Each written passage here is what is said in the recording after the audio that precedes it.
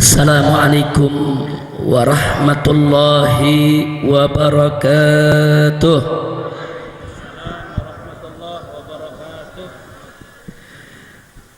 Bismillah walhamdulillah wala hawla wala quwwata illa billah. Ashhadu an la ilaha illallah wahdahu la syarika lah wa ashhadu anna sayyidana Muhammadan abduhu wa rasuluh la nabiyya ba'dah. Allahumma salli wa sallim wa barik ala sayyidina wa habibina wa syafi'ina wa maulana nabiyyina Muhammadin wa ala alihi at-tahirin at-tayyibin wa ashabihi al-ghurril mayamin wa man tabi'ahum bi ihsanin ila yaumiddin.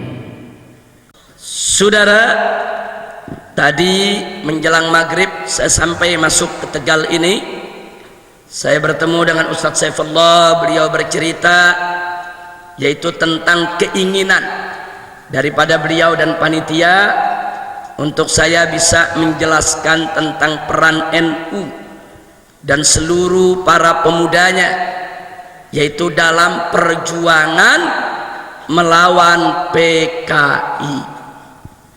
Saya terima apa yang beliau inginkan tadi dan saya sampaikan kepada beliau, insya Allah malam hari ini akan kita bahas yaitu persoalan tentang apa dan bagaimana PKI, insya Allah.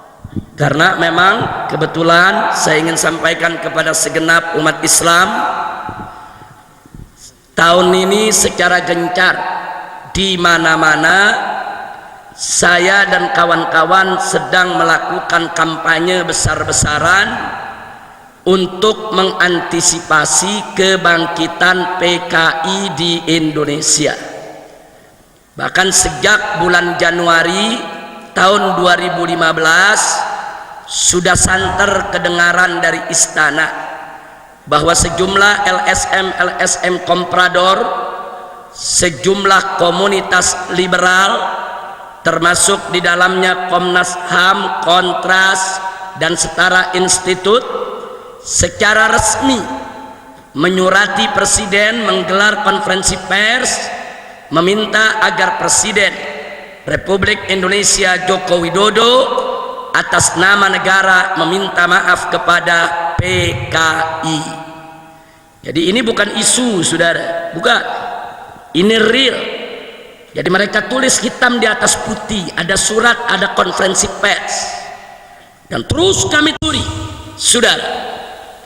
Ternyata Bapak Presiden goyang, tekanan dari kanan, tekanan dari kiri, terus ditekan sampai puncaknya di bulan Agustus. Karena Bapak Presiden labil, Bapak Presiden dalam tekanan, bahkan ada tanda-tanda kalau beliau akan minta maaf kepada PKI. Sampai Gus Solah, Kiai Haji Salahuddin Wahid hafizahullah ta'ala dari Tebu Ireng, saudara, memberikan pernyataan pers. Beliau katakan jika Presiden minta maaf kepada PKI, maka berarti Presiden telah menyakiti perasaan hati seluruh warga NU di Indonesia. Betul? Enggak sampai di situ, bahkan ditegaskan kembali oleh Al-Muhtaram Al-Mukarram Kiai Haji Hasim Muzadi, mantan Ketua Umum PBNU, saudara, yang saat ini beliau menjadi salah satu anggota One Team Press, Dewan Pertimbangan Presiden. Beliau langsung bicara kepada Presiden, kalau Bapak Presiden sampai minta maaf kepada PKI, bukan NU saja disakiti, seluruh umat Islam Indonesia ikut disakiti, saudara. Betul? Dan gak sampai di situ, Kiai Haji Hasyim Muzadi bicara kepada kami para habaib, kalau sampai presiden minta maaf kepada PKI, ya bubar-bubaran, bargi barbe, bubar sigi, bubar kabeh. Artinya isyarat dari beliau, kalau sampai presiden minta maaf kepada PKI, beliau akan mundur dari Watim-Pres. Beliau nggak terima, saudara.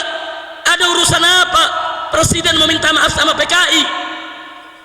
Nah, saya ditanya sama wartawan, Habib, kenapa sih presiden nggak boleh minta maaf sama PKI? Saya jawab, sekalian lagi minta maaf sama Belanda,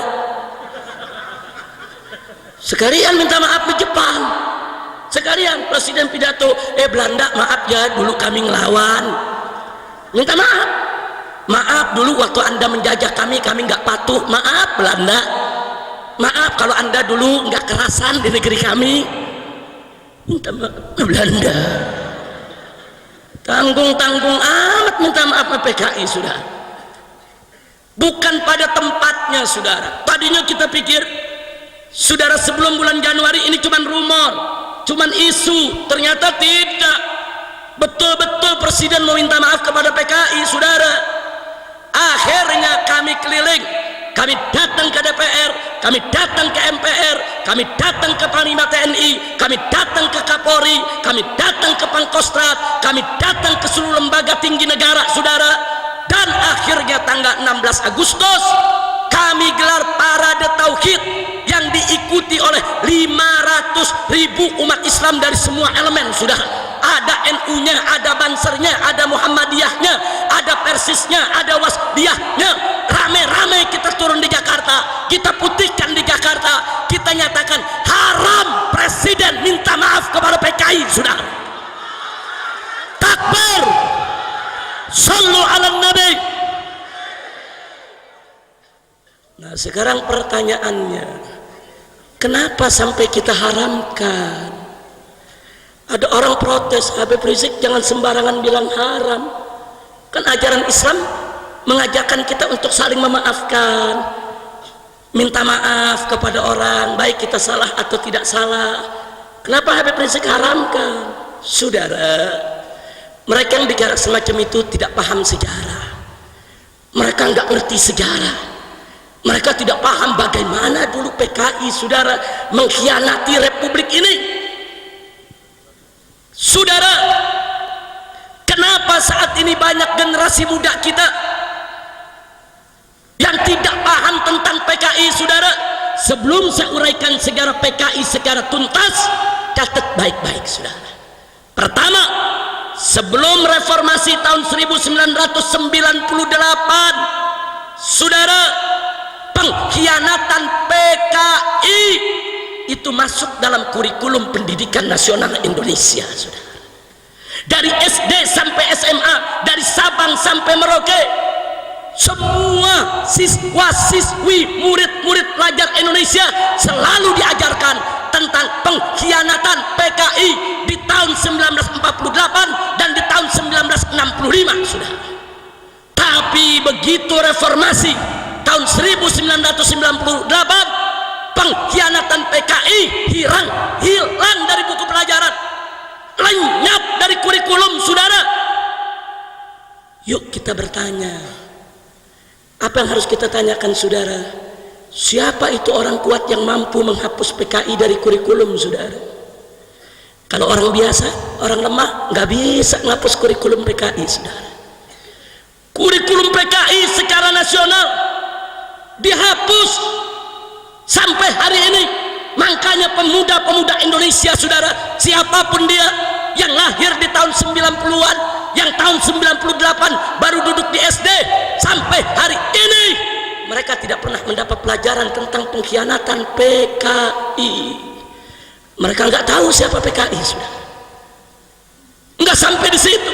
Sebelum tahun 1998, saudara, televisi nasional, baik itu TVRI maupun televisi swasta, diharuskan setiap tanggal 30 September untuk memutar ulang film dokumenter tentang pengkhianatan G30S PKI, saudara.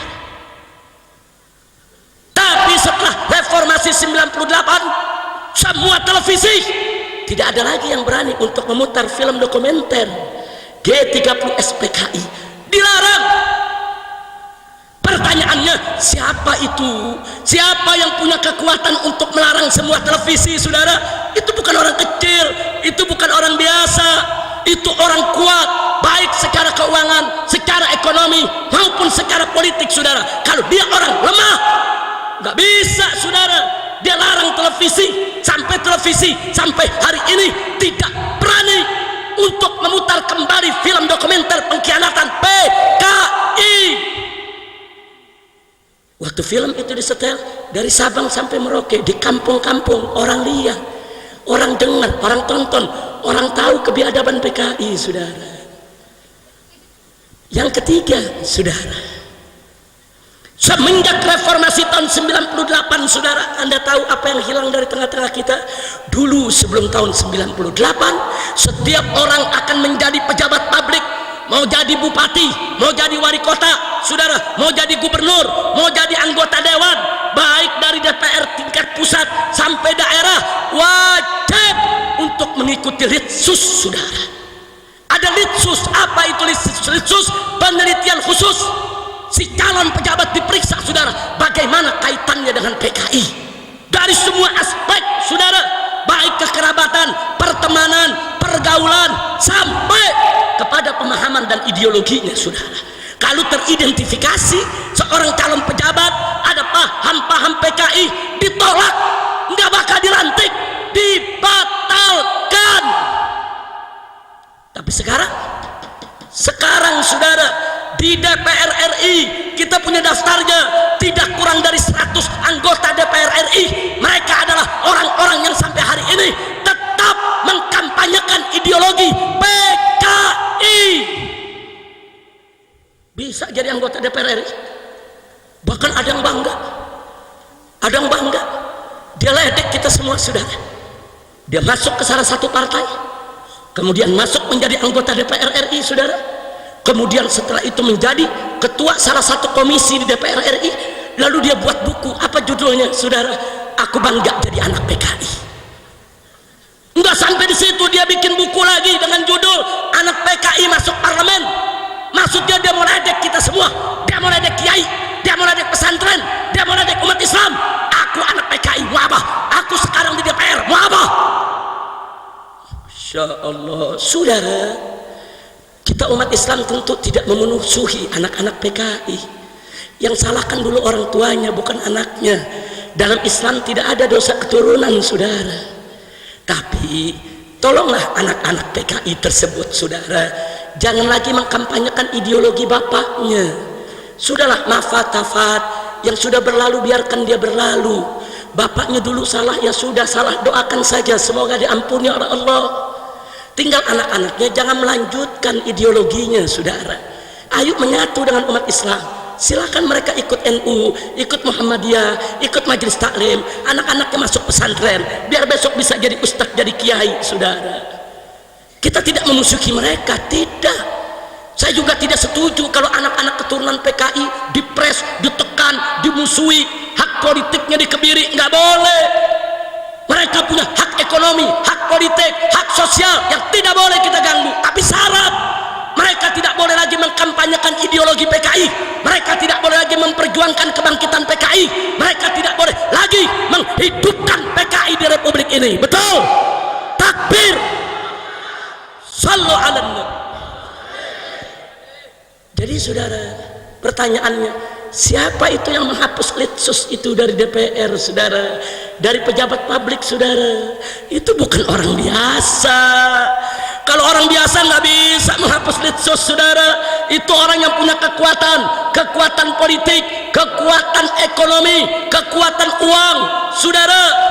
Makanya di sini perlu saya katakan, kalau ada pejabat atau siapapun mengatakan, saudara, tidak usah cerita PKI, PKI masa lalu, PKI sudah finish, PKI mustahil bangkit kembali, bohong, saudara. Kalau ada yang bicara semacam itu, mereka sedang meninak bobokan masyarakat Indonesia, supaya kita lalai, supaya kita tidak waspada, supaya PKI dengan leluasa bangkit kembali di tengah-tengah kita. Dan ini kenyataannya, saudara. Insya Allah, gara-gara kita pikir oh PKI udah selesai, PKI udah habis, PKI mustahil bangkit lagi. Saudara, tahu-tahu apa yang terjadi?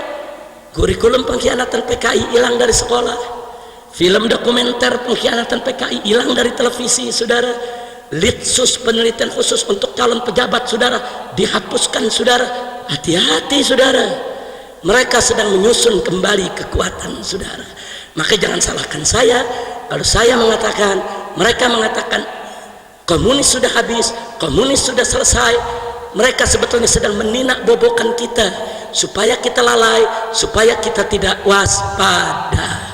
Nah buktinya sekarang kita lihat, kalau kita buka internet, berapa banyak anak-anak muda kita yang tidak tahu PKI, bela PKI saudara, atas nama hak asasi manusia, atas nama kebebasan saudara. Berapa banyak mereka bela-bela PKI, mereka bilang PKI baik, PKI pejuang, PKI pahlawan, PKI revolusioner. Nah, karena itu pada malam hari ini yuk kita belajar dari sejarah. Allah berfirman dalam Al-Quranul Karim, faqala ta'ala fa'tabiru ya ulil absar. Ambillah pelajaran wahai mereka yang punya akal pikiran, punya hati nurani. Jangan lalai dari sejarah kita saudara. Karena Nabi berpesan, orang beriman itu tidak jatuh dalam satu lubang dua kali saudara. Jangan sampai nanti kita jatuh lagi, terjebak oleh paham-paham PKI yang ingin menghancurkan kita saudara. Nggak sampai di situ, umat Islam saudara harus merapatkan barisan. Jangan melulu kita ribut soal khilafiyah di antara kita saudara. Jangan, yuk kita rapatkan barisan kita, kita satukan potensi kita saudara. Karena jika kita tidak bersatu dari hari ini, besok begitu PKI bangkit, kita hanya akan menjadi korban mereka saudara. Hati-hati Pak Bu ya. Maka itu saya mau tanya pada malam hari ini, siap untuk mengkaji soal PKI? Saya mau tanya semua, siap mengkaji soal PKI? Mau tahu PKI? Betul, takbir, sallu ala. Saya akan uraikan soal PKI secara rinci. Nanti Anda yang menilai saudara, apakah presiden pantas minta maaf kepada PKI atau tidak. Nanti Anda yang menilai, apakah PKI itu pejuang atau pecundang, apakah PKI itu pahlawan atau bajingan saudara. Nanti Anda yang menilai. Saya hanya memberikan informasi sejarah yang bisa dipertanggungjawabkan, bukan konon katanya saudara. Tidak, ada arsipnya, ada dokumennya, ada foto-fotonya saudara, arsip nasional. Nah, karena itu saudara, di awal ceramah ini juga saya ingin mengingatkan kepada semua akan amanat Allah subhanahu wa ta'ala dalam Al-Quran. Faqala ta'ala wa'tasimu bihablillahi jami'a wa la tafarraqu. Berpegang teguhlah kamu sekalian kepada hablullah, tali Allah, agama Allah, hukum Allah, aturan Allah, dan jangan sekali-kali kamu berpecah belah. Kita harus bersatu dalam iman dan Islam, kita harus bersatu dalam akidah, kita harus bersatu dalam menegakkan Islam, kita harus bersatu dalam menegakkan hukum Allah, kita harus bersatu dalam iman dan takwa kepada Allah subhanahu wa ta'ala. Saya mau tanya semua, siap bersaudara, siap bersatu, siap bela Allah dan Rasulnya, siap bela Islam, siap bela negara Indonesia? Takbir, sallu ala nabi, Allahumma salli wa sallim wa barik alaih. Kita mulai saudara. Perhatikan baik-baik khususnya generasi muda yang mau tahu tentang PKI, dan nanti kita lihat bagaimana dahsyatnya peran NU dan Banser dalam melawan PKI saudara. Kita mulai dari tahun 1914 saudara, sebelum kemerdekaan Indonesia. 85 tokoh komunis dari Belanda datang ke Indonesia mendirikan Perserikatan Buruh Sosialis Demokratik saudara, diberi nama ISDV. ISDV itu singkatan dari Indiski Sosialis Demokratik Veriniki, yang artinya Serikat Buruh Sosialis Demokratik yang berpaham komunis, yang berkiblat kepada Uni Soviet. Kenapa ISDV ini didirikan di Indonesia oleh 85 tokoh komunis Belanda?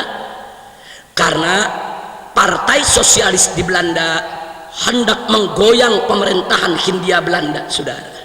Kenapa mau digoyang? Karena pemerintahan Hindia Belanda, saudara, berpaham kapitalis. Jadi mereka mau goyang stabilitas politik untuk mereka jatuhkan pemerintah kapitalis yang berkuasa, agar mereka bisa kudeta ganti dengan pemerintahan komunis Belanda, saudara. Dan mereka melihat bahwa ladang Belanda ada di Indonesia. Belanda mengambil segala kekayaan Indonesia, rempah-rempah, segala macam produk pertanian, ladang, persawahan, kekayaan Belanda diambil dari Indonesia, saudara. Maka itu tokoh-tokoh komunis ini melihat goyang Indonesia, niscaya goyang pemerintahan Hindia Belanda. Kalau pemerintah Hindia Belanda sudah goyang, rubuhkan kapitalis, ganti dengan komunis, saudara. Itu manifesto politik mereka, saudara. Didirikanlah dan dipimpin oleh tokoh komunis Belanda yang bernama Henk Sneevliet, saudara. Apa yang dilakukan oleh serikat buruh ini? Dia merekrut para petani dan para buruh di kampung-kampung, saudara. Buru-buru perkebunan, buru-buru pelabuhan, saudara, buru-buru stasiun, terminal, di mana-mana, pabrik-pabrik, mereka rekrut, termasuk para petani, saudara, dengan janji kalau ikut ISDV mereka akan terlindungi secara hukum maupun politik, saudara, karena mereka resmi disetujui oleh pemerintah Belanda, sehingga pemerintah Belanda nggak sembarangan berani ganggu buruh dan tani. Dengan janji itu, saudara, berapa banyak rakyat yang tergoda, terjebak ikut ISDV, saudara, karena ada janji perlindungan, ada janji keamanan, saudara. Mereka ikut rame-rame. 3 tahun kemudian, di tahun 1917, saudara, ISDV terang-terangan membentuk DSI, Dewan Soviet Indonesia, saudara. Dia tunjukkan warnanya kalau dia bekerja sama dengan Uni Soviet yang ketika itu menjadi biang komunisme internasional, biang komunisme dunia, saudara. Ternyata ISDV dilindungi secara politik internasional oleh Uni Soviet. Lalu apa yang terjadi setelah itu, saudara? Atas arahan Uni Soviet, di tahun 1917 ISDV menggerakkan petani, menggerakkan buruh. Mereka tes gas, mereka coba-coba, saudara, bikin percobaan kerusuhan. Mereka bakar pabrik, mereka bakar perkebunan, mereka bakar pertokoan, saudara, di mana-mana. Tes gas, mereka mau uji coba, saudara, bisa tidak menggoyang Belanda, saudara. Akhirnya, saudara, mereka semua ditangkap oleh Belanda. Belanda turun mengatasi kerusuhan yang ada, saudara. Akhirnya tokoh-tokoh komunis Belanda tersebut ditangkap dan dikembalikan ke Belanda, saudara. Hanya beberapa gelintir yang dinyatakan tidak bersalah diizinkan untuk tidak kembali, saudara. Tapi yang kesian adalah petani dan buruh, saudara. Mereka ditangkapi oleh Belanda, yang ditembak mati, yang digantung di jalanan, yang dibui, yang dipenjara, saudara, disiksa setiap hari. Orang Belandanya ditangkap, dipulangin ke Belanda, selesai. Tapi orang kita dikorbankan, saudara. Itu yang dilakukan ISDV. Jadi anak-anak PKI jangan coba-coba sok-sok bangga-banggaan, saudara. Anak-anak PKI di Indonesia apa mereka bilang? Kami pejuang, kami pahlawan, kami revolusioner. Tahun 1917 kami berontak kepada Belanda. Ahlan wa sahlan bil habib, fadhal, fadhal, silakan, silakan. Sallu ala nabi, fadhal, silakan, silakan. Ahlan wa sahlan, ya marhaba, barakallahu. Ahlan wa sahlan. Kira-kira yang saya sampaikan jelas tidak? Saya tanya semua, kira-kira yang saya sampaikan jelas tidak? Paham semua? Betul? Jadi anak-anak PKI sekarang, saudara, mereka apa mereka bilang? Perhatikan semua, ini penjelasan sejarah yang amat penting.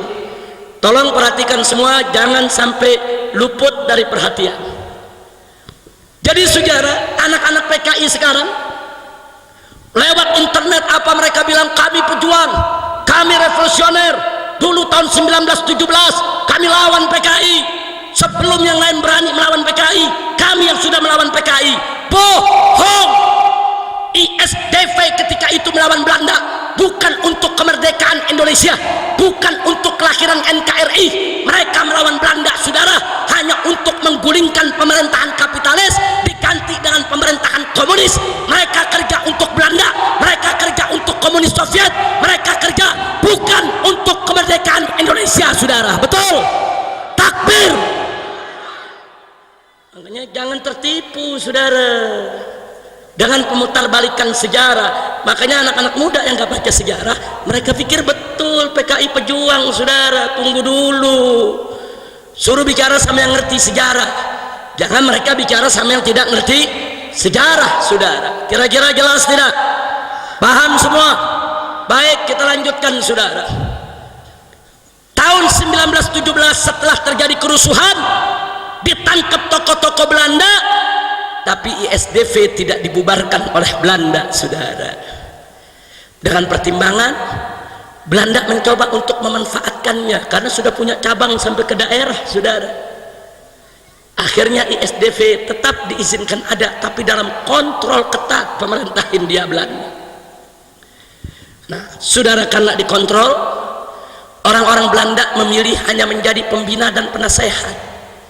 Diangkatlah Semaun dari Surabaya dan Darsono dari Solo untuk memimpin ISDV yang di tahun 1920 mengganti nama menjadi PKH, Perserikatan Komunisme Hindia Belanda, saudara. Bukan ISDV lagi namanya, namanya PKH. Yang pimpin bukan orang Belanda lagi, tapi Semaun dari Surabaya dan Darsono dari Solo, saudara. Kita lanjutkan, saudara. Setelah itu di tahun 1924 digelar konferensi Perserikatan Komunisme Hindia yang disingkat PKH di kota Semarang, Jawa Tengah, saudara. Melalui konferensi tersebut PKH ganti nama menjadi PKI, Partai Komunis Indonesia, yang diangkat menjadi pimpinan adalah Musso dan Alimin, saudara. Catat baik-baik, saudara. Kenapa mereka berubah menjadi partai? Sebab di awal tahun 1924 ada konferensi komunisme internasional yang diadakan di Moskow, menginstruksikan kepada seluruh serikat buruh yang berkiblat ke Soviet untuk membentuk partai politik di negeri masing-masing, saudara. Ini semua arahan Soviet, saudara. Ini kerja Soviet. Lalu tahun 1927, saudara, tanpa diduga ini PKI berkembang pesat.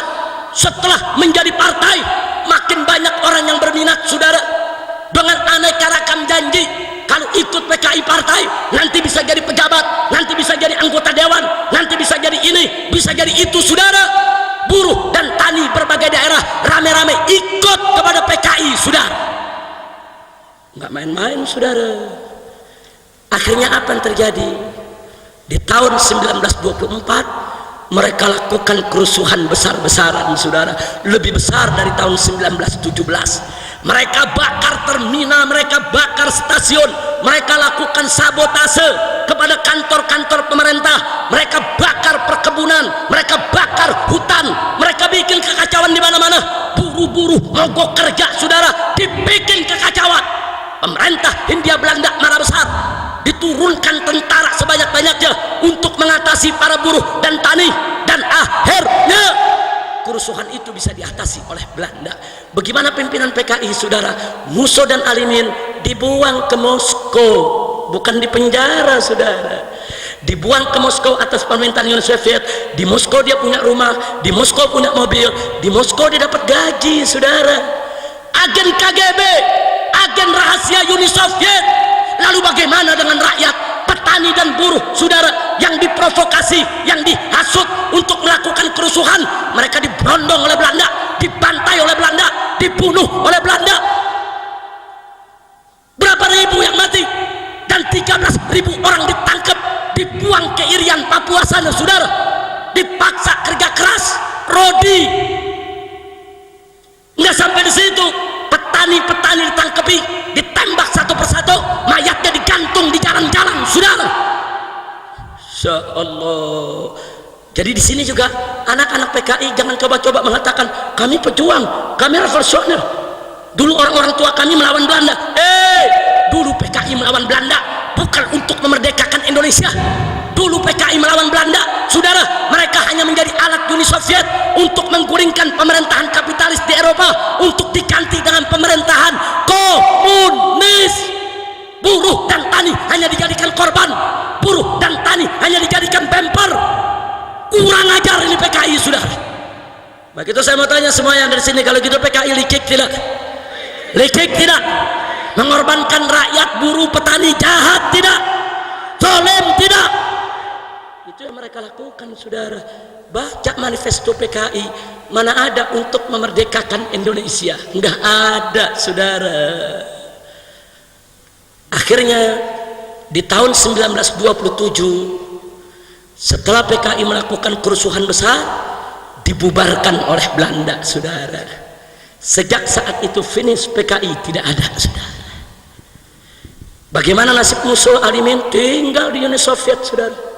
Dibina, dididik oleh KGB, dan setiap tahun Musul dan Alimin selalu hadir dalam konferensi komunis internasional di Berlin, Jerman, di Beijing, Cina, dan di Moskow, Uni Soviet, mengatasnamakan Indonesia, saudara. Jadi biar anda tahu ini kaki tangan Uni Soviet, tapi mereka nggak balik ke Indonesia, saudara. Singkat cerita, menjelang kemerdekaan Republik Indonesia tahun 1945, tokoh-tokoh nasional bersama para kiai kita kumpul musyawarah, saudara, untuk merumuskan bagaimana kelak bentuk dan dasar negara Indonesia jika merdeka, saudara. Siapa yang terlibat di sana?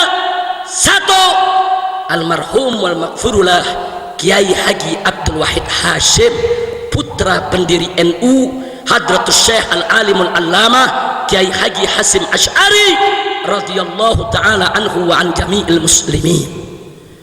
Tokoh nomor satu NU hadir, saudara, dalam musyawarah untuk melahirkan NKRI. Yang kedua adalah almarhum wal maghfurullah Kiai Haji Abdul Qahar Mudzakkir, pimpinan Muhammadiyah ketika itu, saudara. Dan yang ketiga adalah almarhum wal maghfurullah Kiai Haji Agus Salim, yang ketika itu menjadi pimpinan Sarekat Islam, saudara. Ini trio kiai, ini trio ulama, saudara, luar biasa. Kenapa Bung Yamin, Bung Hatta berbulan-bulan berdebat dengan kiai kita tiga ini untuk bicara dasar negara? Nggak menang, saudara. Nggak menang. Bagaimana Bung Hatta, Bung Karno, Bung Yamin mau menang berdebat sama kiai yang hafal Quran? Al-Quran 30 juz dihafal, apalagi Pancasila 5 butir. Betul? Betul? Makanya nggak menang, saudara. Bung Hatta, Bung Karno, Bung Yamin ngotot Indonesia harus menjadi negara sekuler, saudara. Sebagaimana tadi Ibu Nyai, wakil bupati kita, mengatakan negara nggak bisa dipisah dari agama. Itu prinsip NU dari semenjak berdiri, saudara. Ketika itu Bung Hatta, Bung Karno, Bung Yamin minta negara-negara, agama-agama, politik-politik, agama-agama nggak boleh ada, ini harus menjadi negara sekuler. Ditentang oleh Kiai Haji Wahid Hasim, ditentang oleh Kiai Haji Agus Salim, ditentang oleh Kiai Haji Abdul Qahar Mudzakkir. Tiga ulama ini bersatu, saudara, supaya Indonesia lahir tetap ada di rel agama. Akhirnya mereka berhasil bahwa Indonesia negara berdasarkan ketuhanan.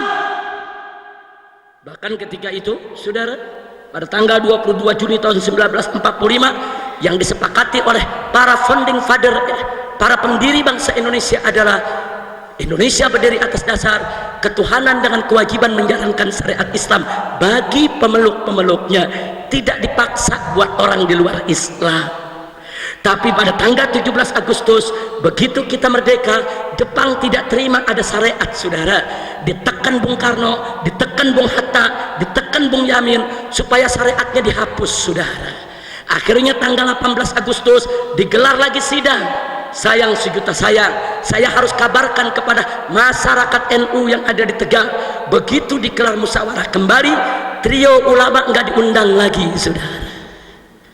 Kiai Haji Wahid Hasim tidak hadir, Kiai Haji Abdul Qahar Mudzakkir tidak hadir, Kiai Haji Agus Salim tidak hadir. Kenapa mereka bertiga tidak diundang? Karena Bung Hatta, Bung Yamin, dan juga saudara Bung Karno, mereka tahu kalau tiga kiai ini diundang nggak menang berdebat, saudara.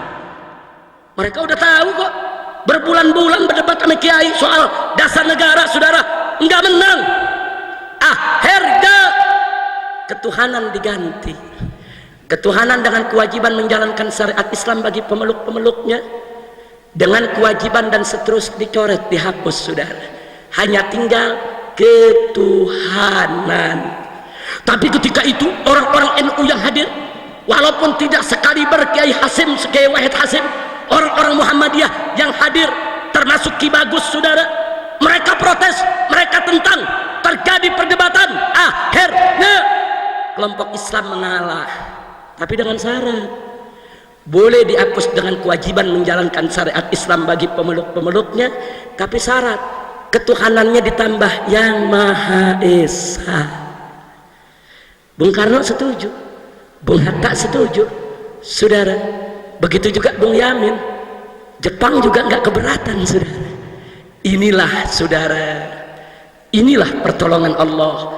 Wayam kuruna wayam kurullah wallahu khairul makirin. Mereka berusaha menghapus syariat dari dasar negara, dihapus, tapi tanpa mereka sadari syariat dihapus, tauhid yang datang, saudara. Saya mau tanya, ketuhanan yang Maha Esa, saudara, siapa Tuhan yang Maha Esa? Jawab yang kompak, siapa Tuhan yang Maha Esa? Siapa Tuhan yang Maha Esa? Siapa Tuhan yang Maha Esa? Syariat dihapus, gantinya tauhid, saudara. Subhanallah.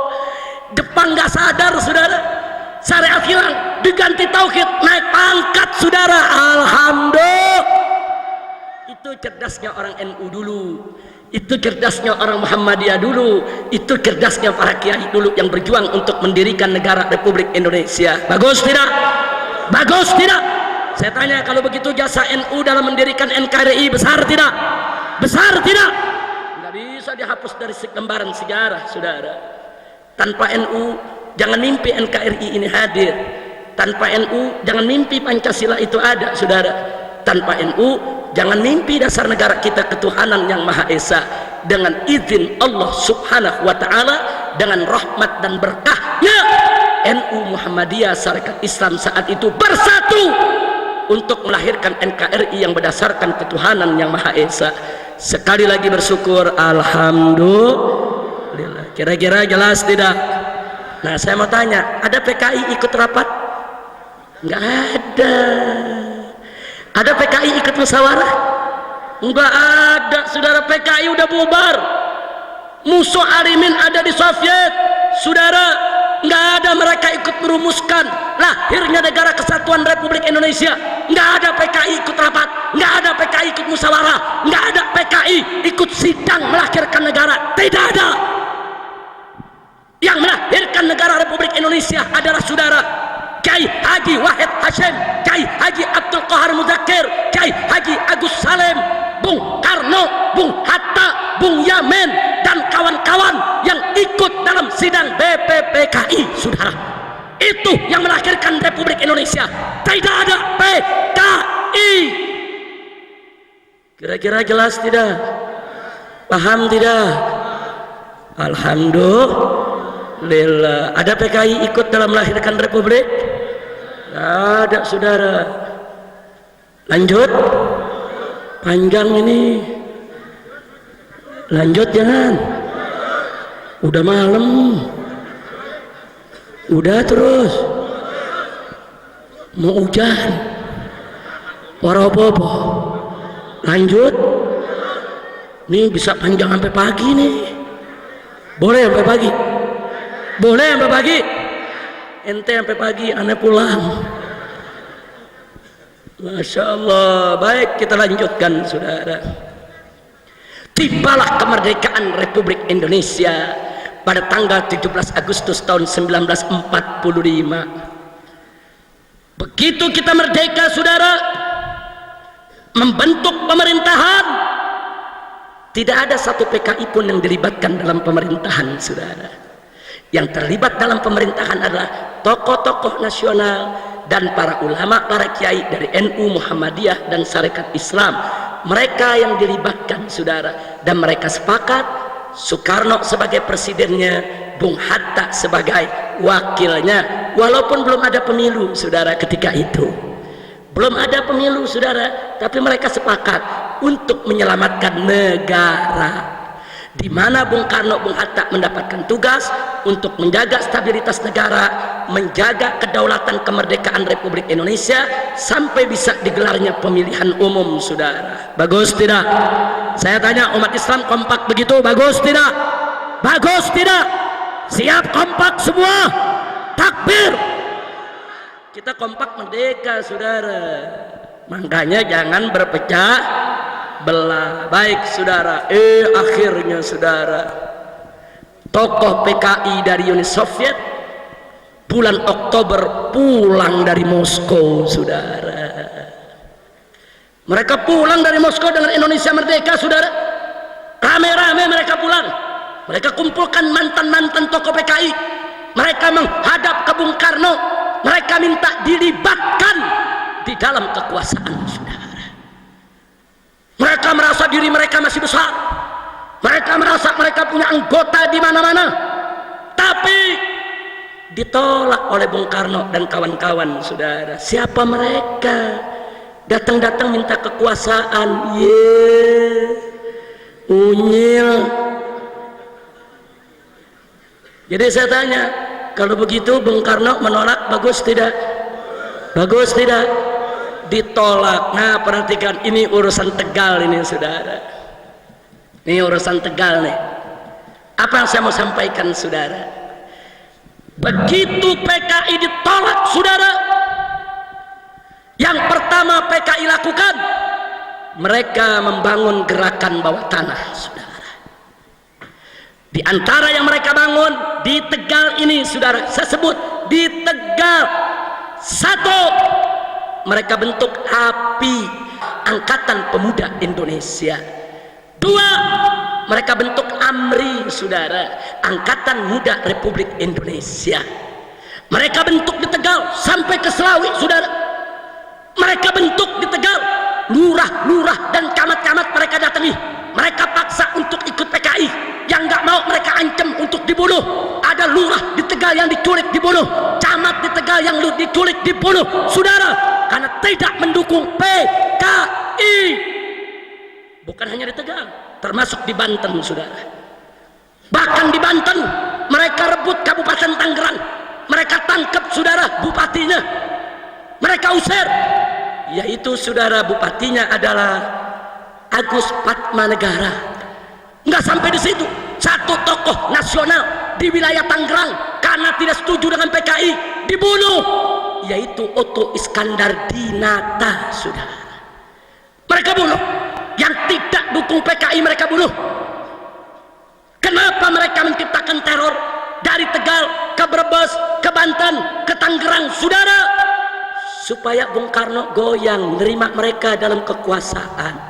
Ini kan negara baru merdeka, saudara. Bung Karno belum kuat, tentara belum kuat, saudara.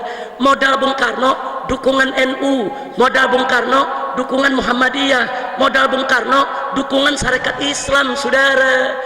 Tentara nih masih baru dibentuk, saudara. Dirongrong. Akhirnya tanggal 21 Oktober tahun 1945 PKI mendeklarasikan diri kembali di Indonesia, saudara. Dia berdiri lagi sebagai partai, nggak bisa dilarang. Dia lawan Bung Karno. Begitu bulan Oktober tanggal 21 berdiri, saudara, Bung Karno tetap tidak akui mereka. Akhirnya PKI merebut keresidenan Pekalongan, saudara. Mulai dari Brebes, Tegal, Comal, Pemalang, Pekalongan, Batang dikuasai oleh PKI. Tentara-tentara di Tegal ditangkepi, lurah camat di Tegal ditangkepi, dibunuh. Kiai-kiai coba melawan, sembelih, saudara. Enggak main-main, saudara. Supaya Anda tahu apa mereka lakukan. Kenapa mereka begitu, saudara? Kenapa mereka begitu? Kenapa mereka lakukan itu semua, saudara? Bahkan Bupati Lebak, Raden Hardi Winangun, saudara, mereka bunuh, mereka sembelih. Kenapa mereka lakukan? Mereka menekan Bung Karno supaya mereka dilibatkan dalam kekuasaan, saudara. Dan akhirnya mereka berhasil, saudara. Tahun 1947 Bung Karno berunding dengan PKI. Akhirnya sepakat, presidennya Bung Karno, wakil presidennya Bung Hatta, dan perdana menterinya adalah Amir Sarifuddin, tokoh PKI. Amir Sarifuddin Harahap, saudara, asal dari Sumatera Utara tapi berkawan akrab dengan Musso dan Alimin, saudara. Dia menjadi perdana menteri. Begitu jadi perdana menteri, nggak ada lagi lurah yang diculik, nggak ada lagi camat yang dibunuh. Loh kok nggak ada? Kan yang nyulik dia, nah kan yang bunuh dia. Makanya begitu mereka jadi tenang, nggak ada penculikan, nggak ada pembunuhan. Artinya PKI dibangun dengan gerakan teroris, PKI dibangun dengan pengancaman, intimidasi, teror, pembunuhan. Kalau gitu saya mau tanya, kalau gitu PKI, saudara, saya mau tanya, pejuang atau pecundang? Pahlawan atau bajingan? Nggak sampai di situ, saudara. Nggak sampai di situ.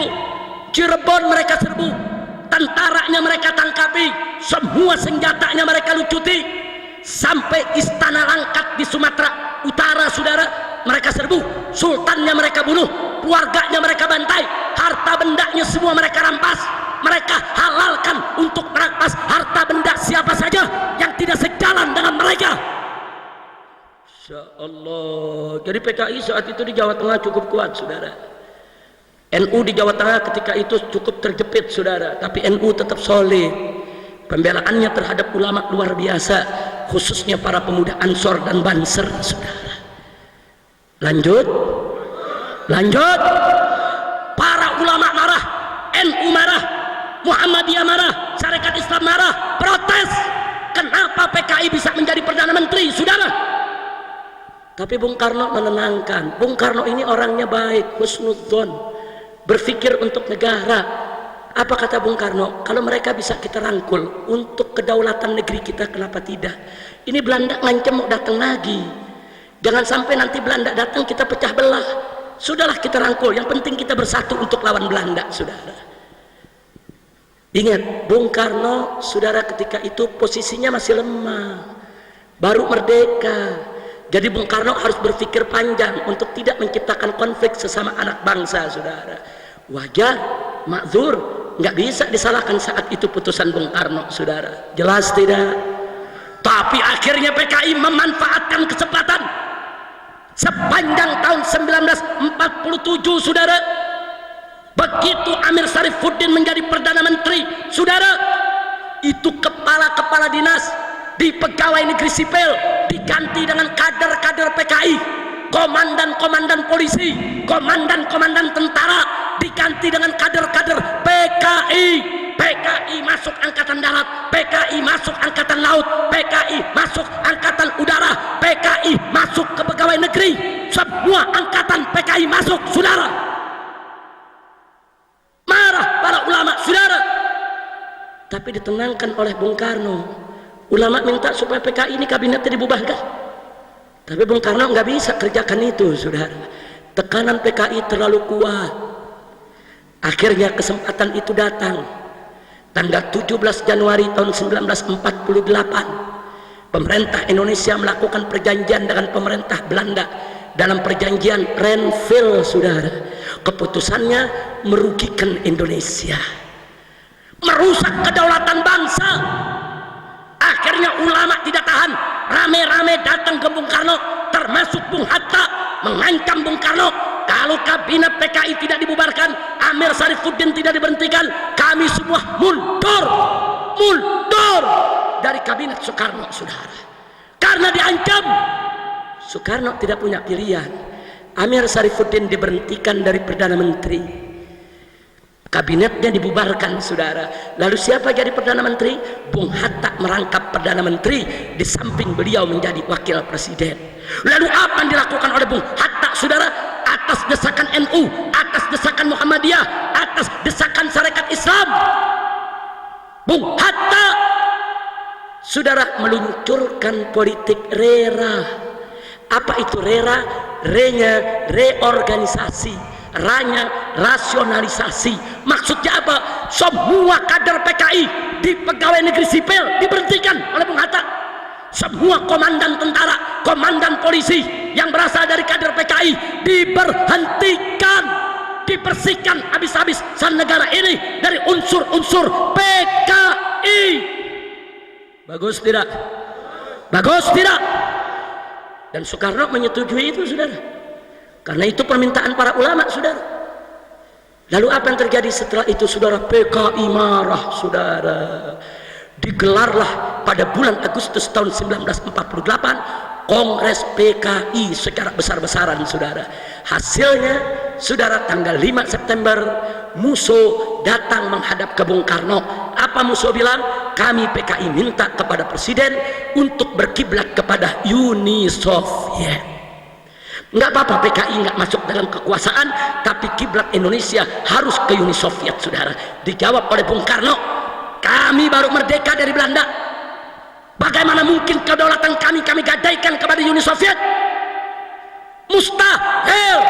Kami bangsa merdeka, kami bangsa berdaulat. PKI marah, saudara, marah dengan jawaban Bung Karno. Akhirnya tanggal 12 September, saudara, PKI mulai melakukan teror di Madiun, saudara. Anda tahu, Gubernur Jawa Timur Raden Mas Aryo Suryo mereka culik, mereka bunuh. Kepala tentara di Madiun Kolonel Marhadi mereka culik, mereka bunuh. Kepala Rumah Sakit Solo Dr. Mawardi, saudara, mereka culik, mereka bunuh. Bahkan, saudara, di tanggal 17 September mereka menyerang pondok pesantren almarhum Kiai Haji Sulaiman Zuhdi Afandi, saudara, di Magetan. Mereka serbu, santrinya mereka bantai, 108 orang mereka tangkap. Kiainya, ustadznya, lurahnya, camatnya, kepala polisinya, kepala tentaranya, 108 orang mereka seret ke pabrik gula Gorang Gareng, saudara, dan mereka sembelih satu persatu dan mereka masukkan ke dalam sumur di desa Koco, saudara, kecamatan Bendo, Kabupaten Magetan. Mereka bunuh karena Kiai tidak mendukung PKI, karena Kiai pro kepada Bung Karno dan Bung Hatta, saudara. Supaya kita tahu, besoknya setelah membunuh Kiai, saudara, tanggal 18 Septembernya mereka deklarasikan bahwa Madiun dan sekitarnya, saudara, menjadi negara baru dengan nama Negara Republik Soviet Indonesia. Presidennya Musso, Perdana Menterinya, saudara, Amir Sarifuddin. Kira-kira jelas tidak? Saya tanya, khianat bukan itu? Jawab yang kompak, khianat tidak itu? Khianat tidak itu? Nggak sampai di situ, saudara. Kader-kader PKI yang di tentara, kader-kader PKI yang di polisi yang dipecat oleh Bung Hatta, mereka mengambil alih lagi posisi di Jawa Tengah, saudara. Akhirnya apa yang terjadi besoknya? Mereka rebut setelah Madiun, mereka rebut Magetan, mereka rebut Ponorogo, kemudian mereka keliling, mereka rebut Cepu, Rembang, Wonogiri, Sukoharjo, saudara, Purwokerto, hampir seluruh Jawa Tengah mereka rebut, saudara. Soekarno tidak berdaya. Soekarno panggil Panglima Besar Jenderal Sudirman, ditugaskan oleh Bung Karno untuk menyelesaikan persoalan Jawa Tengah harus dipulihkan. Sementara tentara-tentara di Jawa Tengah sudah dilucuti oleh PKI, saudara. Akhirnya tentara Siliwangi dari Jawa Barat dan tentara dari Jawa Timur semua merapat ke Jawa Tengah di bawah pimpinan Panglima Besar Jenderal Sudirman. Tanggal 30 September Madiun direbut kembali oleh Panglima Besar Jenderal Sudirman, saudara. Dan akhir bulan November baru seluruh Jawa Tengah bisa dikuasai kembali oleh NKRI, saudara. Tapi apa yang terjadi? Begitu 30 September PKI terusir dari Madiun, mereka meluncur ke arah Magetan sepanjang jalan. Mereka bantai penduduk, sepanjang jalan mereka bunuh orang, sepanjang jalan mereka tangkap, mereka ikat, mereka seret. Saudara, ribuan orang mereka tawan, ribuan orang mereka sandera, mereka bawa ke pabrik gula Goranggareng dan ke pabrik gula Alas Tewu. Saudara, satu persatu disembelih. Saking banyaknya yang disembelih, darah yang mengalir sampai ke betis kaki manusia. Saudara,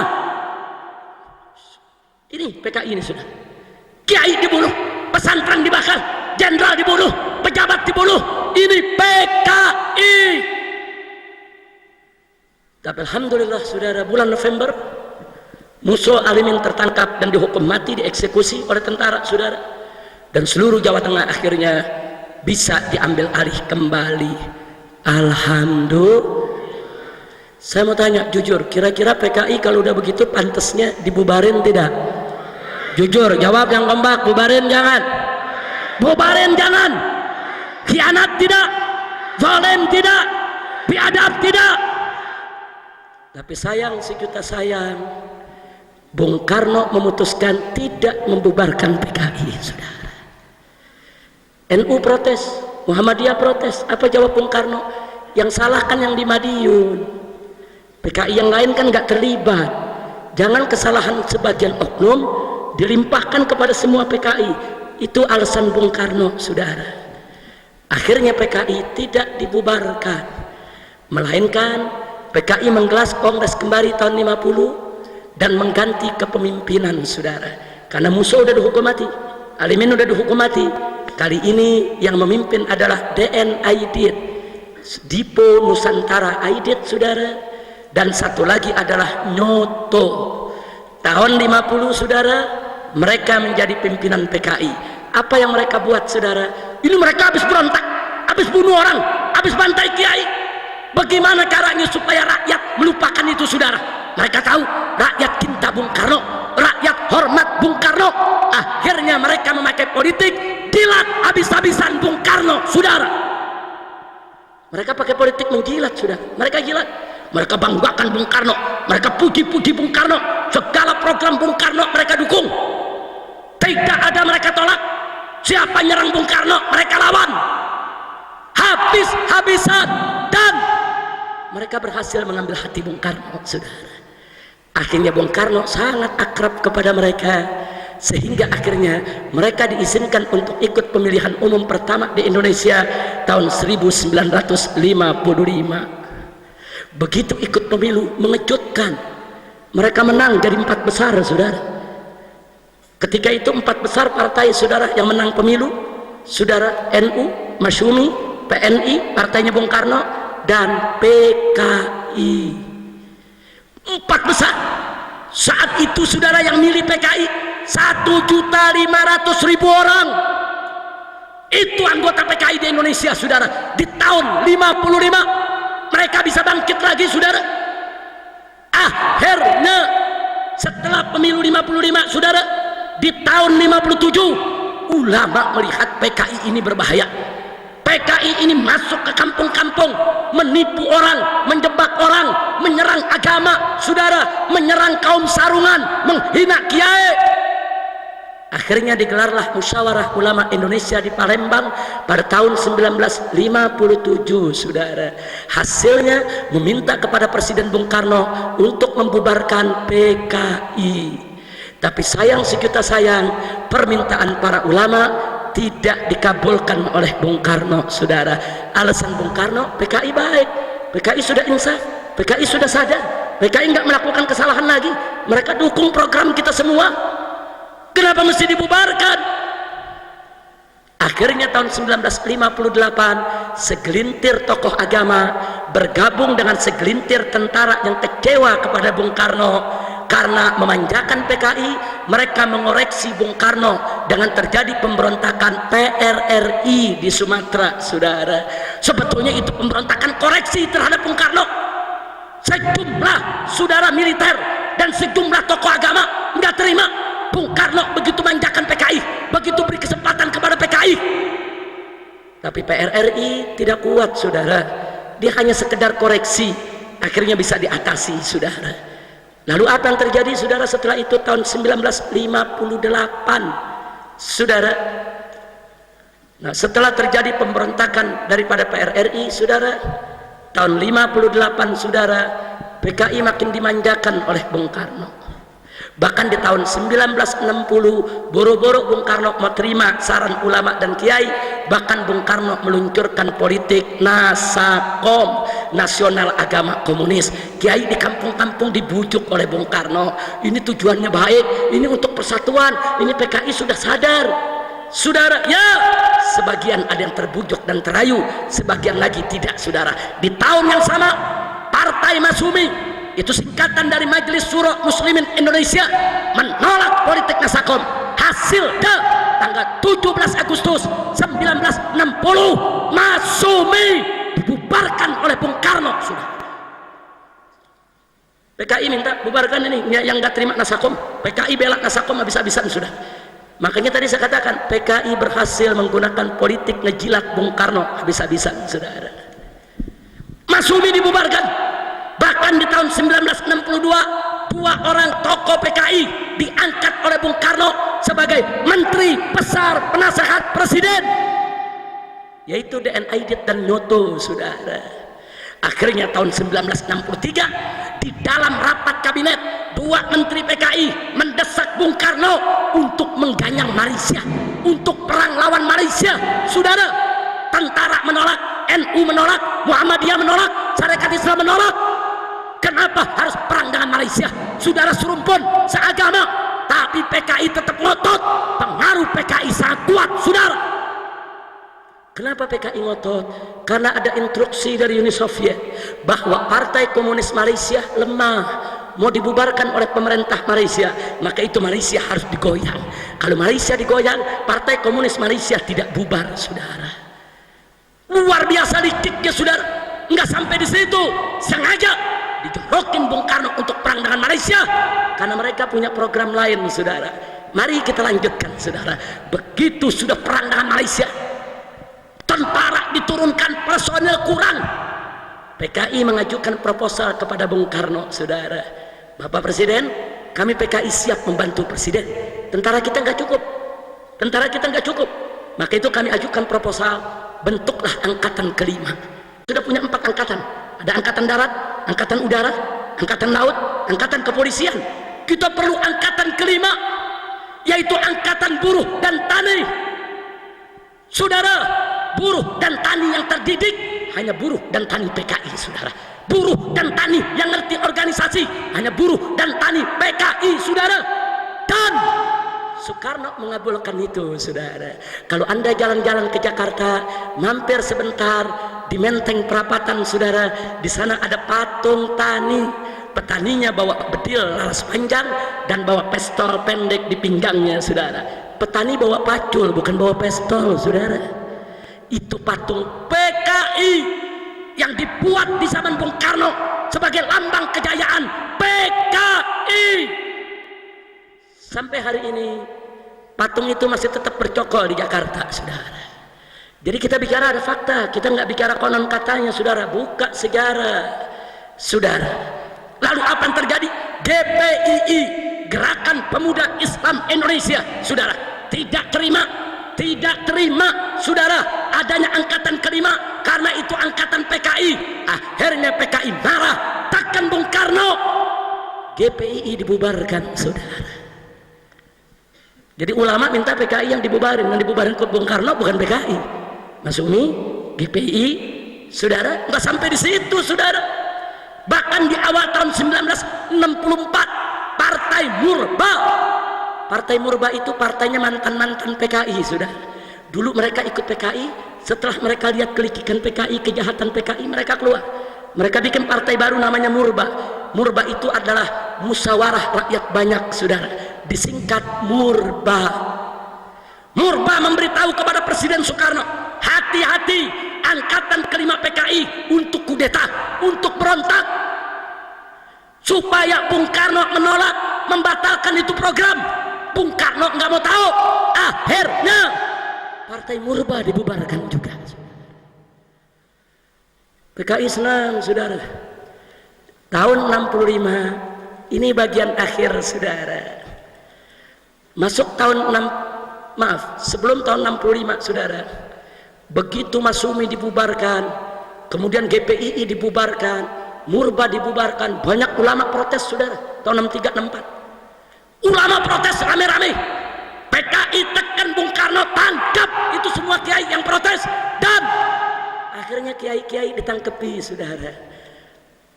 Almarhum Buya Hamka ditangkap, Mawardi Nur ditangkap, Kiai Haji Iskandar Soleh ditangkap saudara, Kiai Haji Yunan Helmi Nasution pimpinan Al-Wasiliyah saudara juga ditangkap saudara. Hampir 30 kiai di Jakarta semua ditangkap oleh Bung Karno dan dijebloskan ke penjara.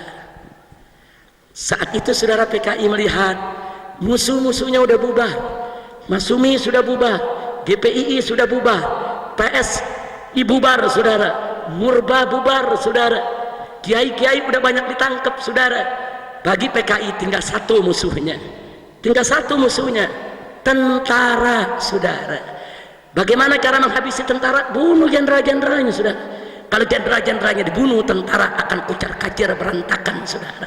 Itulah sebabnya di bulan Juli tahun 1965 PKI dengan izin presiden mendatangkan 2000 pemuda dari berbagai daerah kumpul di Jakarta, masuk ke Halim Perdana Kusuma, base campnya. Mereka latihan perang saudara, resmi latihan bagaimana lempar granat, bagaimana merakit senjata, bagaimana cara menembak, bagaimana strategi perang saudara. Ya, ulama protes, kiai protes, NU protes, Muhammadiyah protes, tidak didengar oleh Bung Karno. Saat itu NU dan Muhammadiyah masih mengambil sikap saudara arif dan bijak, menasehati presiden. Belum, NU belum marah saudara, belum. Emang orang kalem kalau marah gawat saudara. NU belum marah saudara, masih kalem, masih meneliti ini ada apa nih di negeri model begini ini. Akhirnya saudara tanggal 30 September 7 jenderal diculik dari rumahnya oleh PKI untuk dibunuh. Hanya satu yang selamat, yaitu Jenderal Abdul Haris Nasution. Itu pun anaknya tertembak mati yang berusia 5 tahun, Ade Irma Suryani Nasution saudara. Yang lain berhasil ditangkap, diseret, dibawa saudara ke Halim Perdana Kusuma, disiksa, dibunuh, mayatnya dikeburkan dalam lubang buaya saudara. Setelah itu saudara, besok paginya Radio Republik Indonesia dikuasai oleh PKI. PKI mengumumkan lewat radio ke seluruh Indonesia bahwa Dewan Jenderal ingin kudeta, ingin menghabisi Soekarno. Kami tangkap, kami lawan, dan kami berhasil. Kini yang berkuasa di Indonesia adalah Dewan Revolusi Baru di bawah pimpinan Soekarno. Mereka sengaja pakai nama Soekarno supaya rakyat nggak berontak saudara, supaya rakyat percaya kalau jenderal-jenderal tadi ingin berontak saudara. Kalau jenderal-jenderal tadi ingin berontak, mestinya ditangkapnya bukan di rumahnya lagi tidur saudara, mestinya mereka lagi rapat digerebek saudara. Licik, pendusta, penipu saudara. Tapi di hari yang sama tanggal 1 Oktober itu saudara, Jenderal Abdul Haris Nasution dalam keadaan shock, dalam keadaan luka, kakinya tidak bisa jalan, dia kumpulkan para jenderal yang tersisa, termasuk Sarwo Edi, begitu juga Letjen Soeharto saudara. Semua mereka kumpulkan, diperintahkan oleh Jenderal Abdul Haris Nasution. Negara harus diselamatkan, negara nggak boleh diambil oleh PKI, ini berbahaya. Akhirnya Soeharto memimpin penyerbuan ke Radio Republik Indonesia, ambil alih saudara, siarkan ke seluruh Indonesia bahwa kudeta PKI gagal. Sarwo Edi ini adalah mertuanya SBY saudara. Sarwo Edi saat itu kolonel, memimpin RPKAD, kalau sekarang disebut Kopassus saudara, membawa pasukan, dia serang itu Halim Perdana Kusuma. Ternyata PKI yang berontak saudara, banyak oknum angkatan darat, angkatan laut, angkatan udara. Siapa bilang tentara tidak disusupi? Letkol Untung saudara, yang memimpin G30 PKI dari PKI saudara, kolonel angkatan darat. Jadi jangan pikir angkatan darat tidak tersusupi saudara. Hari itu yang kita lawan tentara saudara. Cakrabirawa, pasukan pengamanan presiden, tentara angkatan darat, mereka yang culik para jenderal. PKI kuat saudara, dia punya pasukan, dia menyusup kemana-mana. Nah disitulah saudara, setelah kejadian itu Allah bukakan hati para kiai kita di NU, saudara. Selama ini kan NU meneliti, ini bagaimana ini kacau balau begini negeri, saudara. Allah bukakan hati para kiai dari Sabang sampai Merauke. Akhirnya para kiai itu menyerukan untuk memprotes PKI. Turunlah Ansor pada tanggal 10 Oktober, saudara. Ansor di setiap kota di tanah Jawa melakukan demo, saudara, di tiap kota meminta supaya PKI dibubarkan, saudara. Karena PKI sudah lewat batas, mereka mengulangi pengkhianatan. Dulu 1948 sudah dimaafkan, sudah dimaklumi. Kali ini mereka ulangi lagi, saudara. 10 Oktober NU turun Ansornya, saudara. Lalu apa yang terjadi, saudara? PKI marah melihat NU, PKI marah kepada Banser. Besoknya tahu yang terjadi, saudara? 67 anggota Banser di Banyuwangi mereka undang, mereka ajak makan malam, saudara. Mereka racuni, setelah itu mereka sembelih satu persatu, mereka masukkan ke dalam sumur. Pimpinan Banser, saudara, di Blora, di Jawa Tengah, di Magetan, di mana-mana dicolek, dibunuh. Akhirnya tanggal 13 Oktober, saudara, NU marah, Banser marah, Ansor marah. Terjadi bentrok antara PKI dan Banser di seluruh Indonesia. Saat itulah, saudara, NU menjadi magnet, saudara.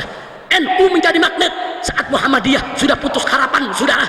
Saat GPII sudah dibubarkan, saat Masumi sudah dibubarkan, saat kiai-kiai nasional sudah ditangkapi, saudara. Saat itu NU yang menjadi harapan umat, saudara. NU magnet ketika itu. Akhirnya, saudara, orang-orang Muhammadiyah, Sarekat Islam, Persis di seluruh Indonesia ikut membela Banser, ikut membela Ansor, meletus perang antara NU melawan PKI. Takbir, takbir. Hampir 1 tahun pertempuran meletus, saudara, di setiap kampung. Dan alhamdulillah, berdasarkan catatan sejarah, 1 juta PKI mati saat melawan umat Islam, saudara. Nah, sekarang PKI mau putar balik sejarah. Apa mereka bilang? Kami dibantai oleh NU, kami dibantai oleh Banser, kami nggak salah apa-apa, kami dibantai di mana-mana.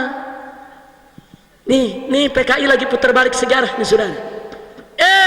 Banser tidak akan marah, Banser tidak akan bunuh mereka kalau mereka tidak bunuh kiai-kiai NU. Betul? Saya mau tanya, yang bunuh kiai NU siapa? Yang bunuh Banser siapa? Yang bunuh jenderal siapa?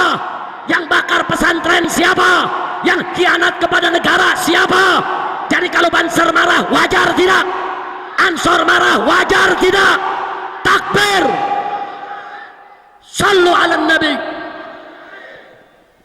Kurang ajar, sekarang mau dibalik sejarahnya, saudara. Mereka bilang sekarang mereka korban. Ini dia kurang ajar, saudara. Dulu gagahnya nyeret kiai kita, sembelih kiai kita, bakar pesantren-pesantren NU kayak jagoan, mentang-mentang berkuasa. Begitu udah kalah, cengeng, ngaku saya dibantai, pala lu bomenyan. Kurang ajar, saudara. Kira-kira jelas tidak? Jelas tidak? Nah, sekarang saya mau tanya, Anda yang ambil kesimpulan, saudara, setelah Anda lihat begitu sejarah PKI, saya tanya, kalau gitu PKI jawab yang keempat, PKI ini pahlawan atau bajingan? Jawab yang keempat, pahlawan atau bajingan? Pejuang atau pecundang? Siapa yang bunuh kiai? Siapa yang bunuh kiai? Siapa yang bakar pesantren? Siapa yang bantai NU? Siapa yang khianat kepada negara? Kalau begitu saya mau tanya, apa pantas presiden minta maaf kepada PKI? Kurang ajar presiden meminta maaf ke PKI. Saudara, apa maksudnya? Maka itu, saudara, saya mau serukan kepada umat Islam. Sampai hari ini kita masih berhasil menekan presiden untuk tidak minta maaf kepada PKI. Sampai hari ini. Setelah kami turun pada Tauhid di Jakarta, saya diundang oleh Menko Polhukam Luhut Panjaitan. Saudara, beliau ingin menenangkan saya dengan menjamin presiden tidak akan minta maaf kepada PKI. Saya katakan, apa jaminannya? Siapa yang bisa menjamin kalau presiden tidak minta maaf kepada PKI? Maka itu kita sampaikan kepada Menko Polhukam, kalau presiden sampai minta maaf kepada PKI, saya yang pertama kali akan teriakkan kepada rakyat Indonesia, turun ke jalan, turunkan Jokowi dari jabatan presiden. Takbir! Takbir! Saya mau tanya semua yang ada di sini, siap bela ulama? Siap bela kiai? Siap bela NU? Siap bela Banser? Siap bela NKRI? Siap ganyang PKI? Takbir! Kalau Jokowi sampai minta maaf kepada PKI, saudara, kita minta kepada umat Islam dimanapun anda berada, NU-nya, Muhammadiyahnya, Wasliyahnya, dan seluruh ormasnya dan komponennya, saudara, kita turun ke jalanan, turunkan Jokowi dari jabatan presiden, saudara. Setuju tidak? Takbir! Dan ganti namanya jadi Jokodok. Ganti namanya jadi Jokodok, saudara. Jangan takut, saudara. Enggak. Ini gara-gara dari bulan Januari sampai hari ini terus saya ceramah begini di mana tempat, saudara, pemerintah mau buat undang-undang lagi penghinaan kepada presiden supaya bisa ditangkap. Dulu tahun 2003 saya ditangkap dengan undang-undang penghinaan kepada presiden, saudara. Tapi tahun 2005 setelah kita keluar, rame-rame dengan ormas hitam kita tuntut itu undang-undang, itu pasal ke Mahkamah Konstitusi dan sudah dibatalkan, sudah, sehingga nggak ada lagi pasal penghinaan presiden. Nah, karena sekarang Jokowi di mana-mana disebut Jokodok, ini dianggap menghina presiden, maka presiden minta supaya undang-undang tadi dihidupkan kembali, supaya dia gampang nangkep Habib, gampang nangkep Kiai lagi, saudara. Tunggu dulu. Nah, setelah mereka gagal, ditolak oleh DPR, sekarang Kapolri mengeluarkan surat tentang hate speech, pernyataan kebencian, saudara, supaya polisi bisa tangkap siapa saja yang hina presiden. Kadal kebon. Saya tanya, takut jangan? Takut jangan? Takbir! Jangan takut. Ini yang hak harus disuarakan, saudara. Baik, sebagai penutup ceramah saya, muncul pertanyaan, emang kenapa sih kalau presiden minta maaf kepada PKI, kok Habib dan kawan-kawan FPI kok begitu marah? Ada apa sih? Jawab jangan. Kapan? Tahun depan aja, biar diundang lagi. Udah sejam lebih nih. Nggak apa-apa, saya kira mah udah 1,5 jam ini. Lanjut, ente lanjut, mulut anu udah berbusa. Baik, singkat saja, perhatikan baik-baik. Kenapa kami menolak keras presiden minta maaf kepada PKI? Saudara, memang memaafkan itu ajaran Islam. Memaafkan itu memang kesantunan Islam. Memaafkan itu memang kedamaian Islam. Tapi hati-hati, minta maaf presiden ini bukan sembarang minta maaf. Ini punya implikasi politik dan hukum, saudara.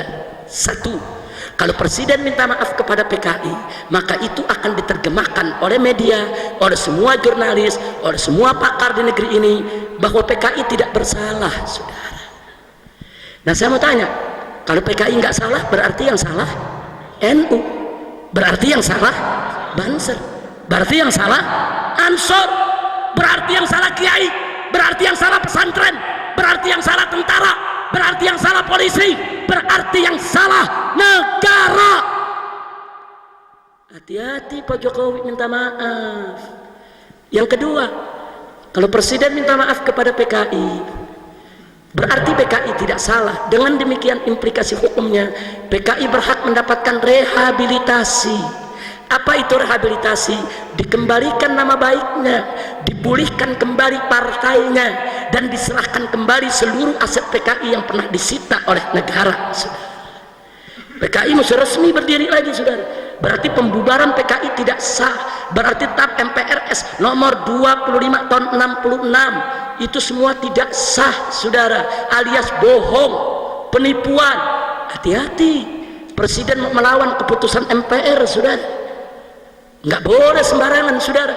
Nggak sampai di situ. Yang ketiga, saudara, Kalau presiden minta maaf kepada PKI, saat ini PKI sudah siapkan tuntutan, dan tolong catat baik-baik, tuntutan PKI sudah masuk ke pengadilan Mahkamah Internasional di Den Haag, saudara.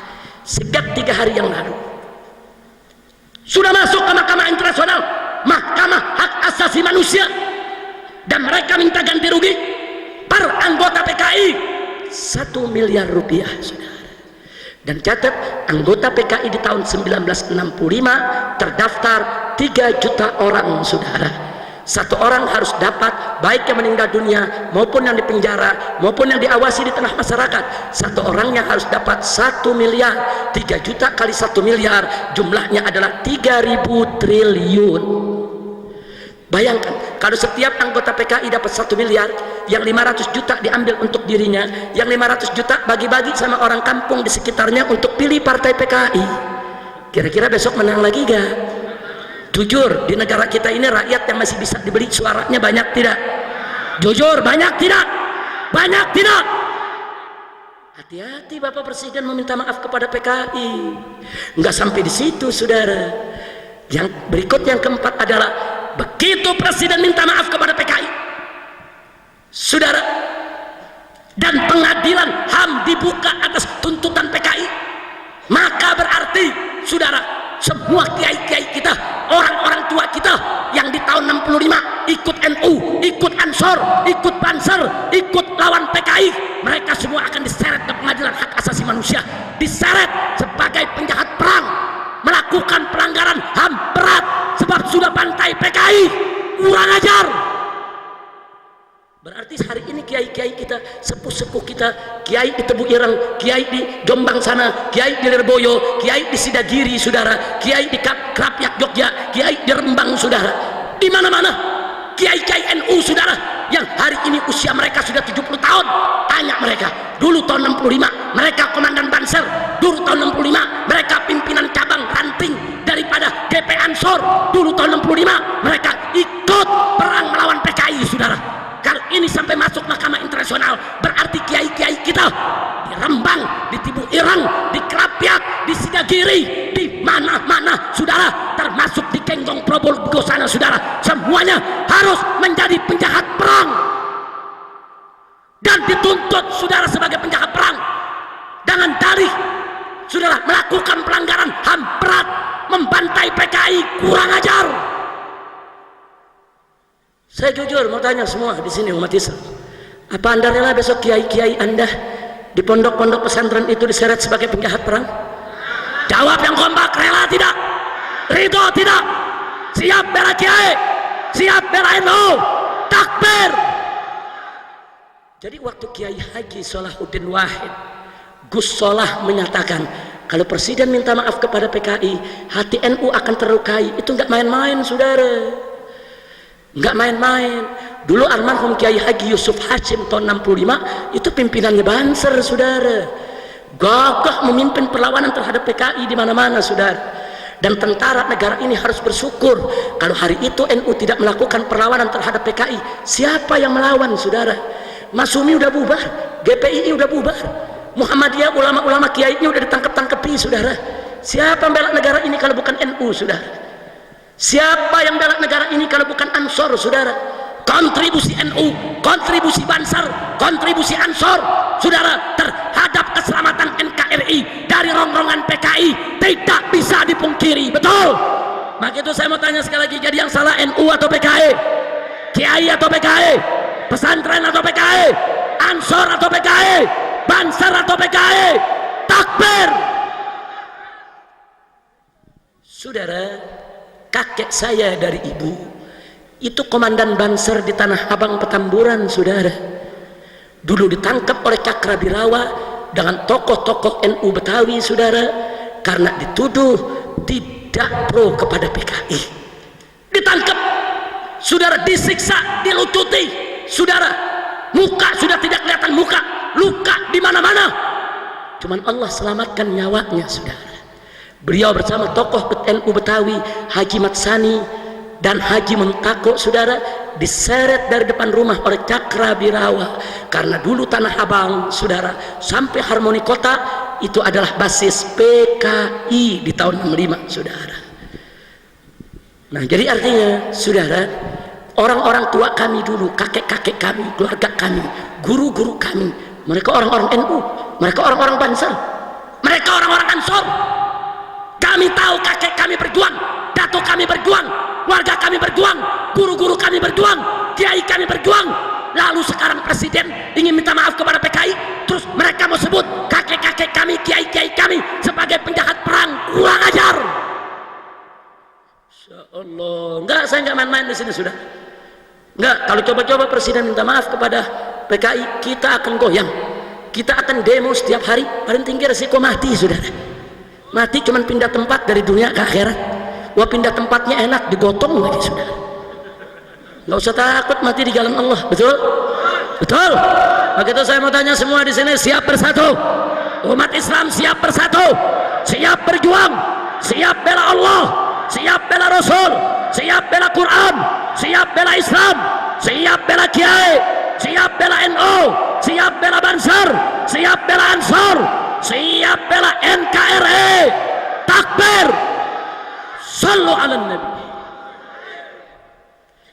Nah, kita mau sampaikan sama tentara dan polisi, makanya sama Habib Mekiai jangan curiga melulu, betul?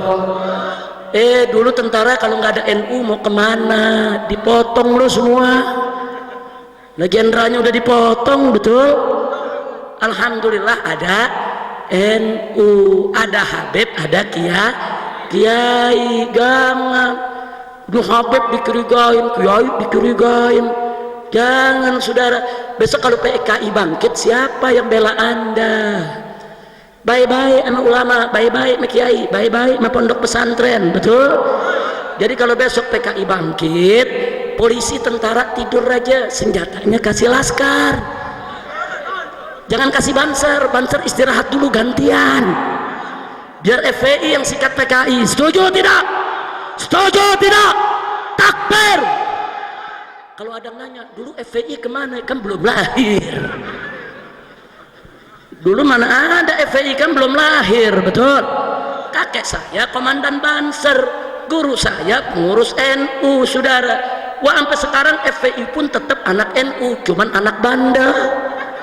Kerjaannya berkelahi melulu.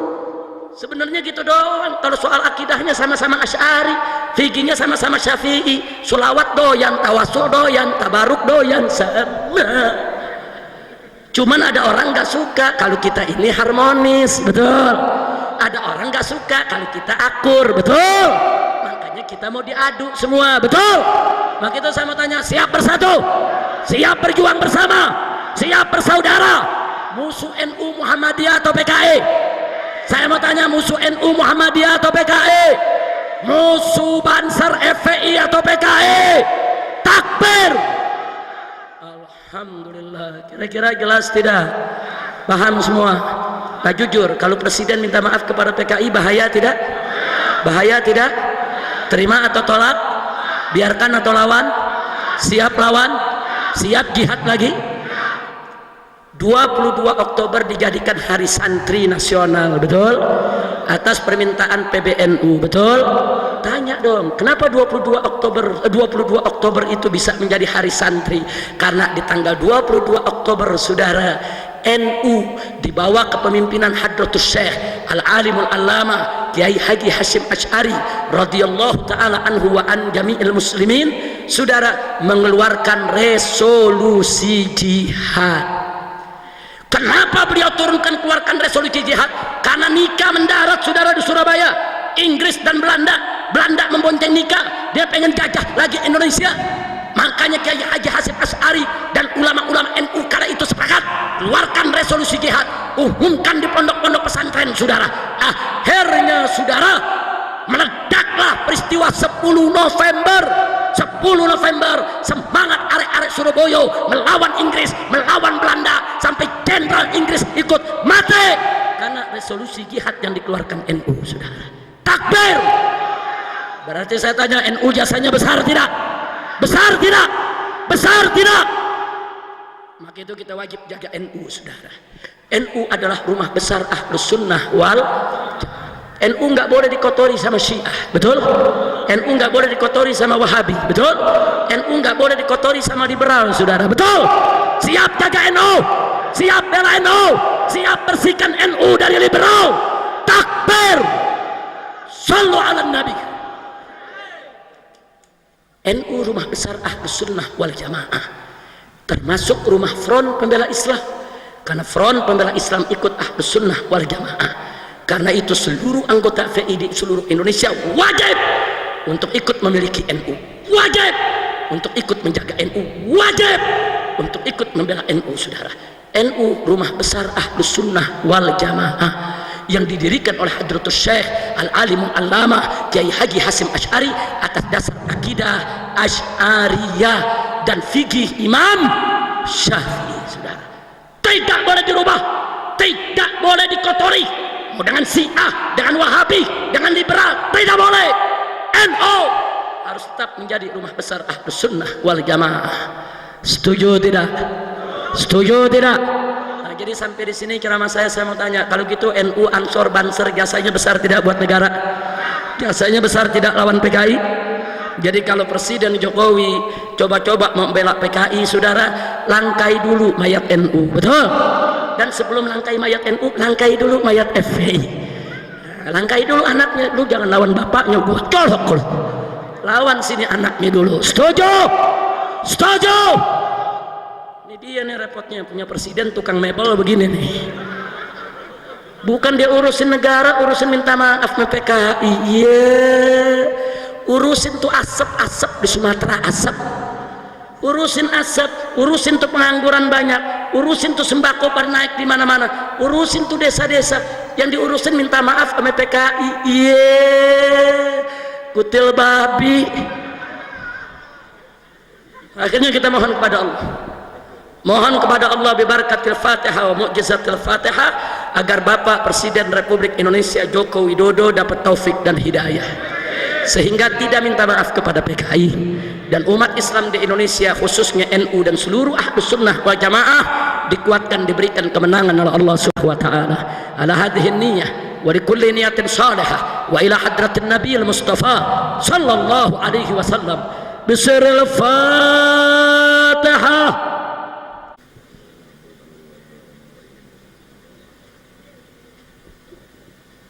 Taqabbalallahu minna wa minkum fataqabbal ya karim. Mudah-mudahan doa kita digabulkan, amin.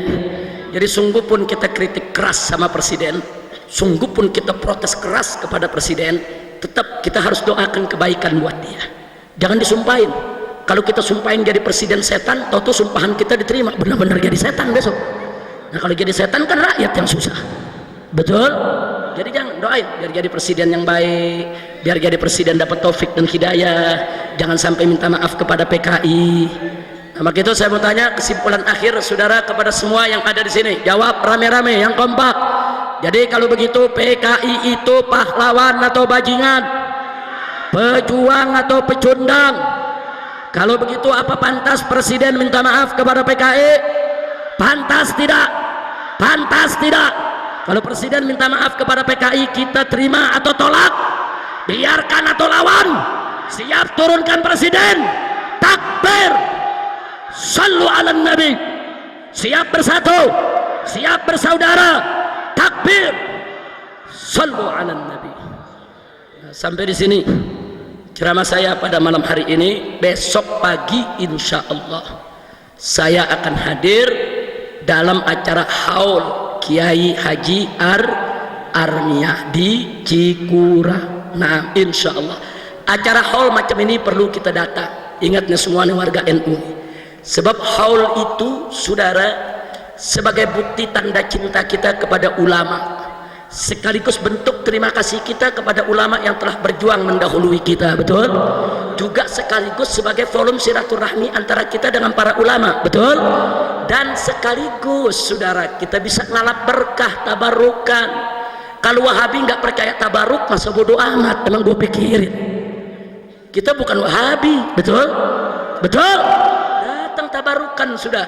Saya datang besok dengan tujuan untuk tabaruk, dan ini merupakan salah satu ciri daripada Ahlus Sunnah wal Jamaah. Hanya Ahlus Sunnah yang punya haul, hanya Ahlus Sunnah yang memeriahkan haul para ulamanya. Kenapa? Karena mereka cinta kepada ulama, cinta kepada kiai, tahu berterima kasih kepada para pendahulunya.